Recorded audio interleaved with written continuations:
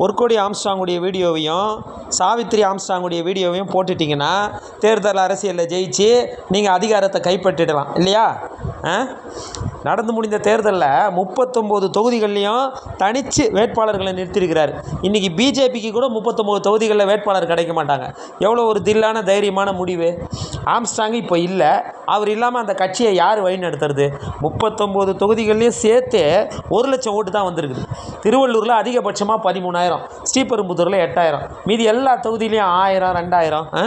அவர் பிறந்து வளர்ந்த வட சென்னையில் வெறும் 3000 ஓட்டு. இப்போ எக்கச்சக்க பேர் வீடியோ ஓட்டுன்னு இருக்கிறீங்களே, நீங்கள்லாம் ஓட்டு போட்டிருந்தாலே 15,000 20,000 ஓட்டு வந்திருக்கணும். என்னப்பா ஆச்சு? நான் அந்த கேள்வியை தான் உங்களை பார்த்து கேட்குறேன். சாயிதி நான் சொல்கிறாரு முதுகெலும்பு இல்லாதவங்க அது இதுன்னு. அதுக்கப்புறம் ஏதாவது களப்பணி செஞ்சீங்களா? கட்சியை எப்படி வளர்க்க போகிறீங்க? ஒன்றும் புரியல.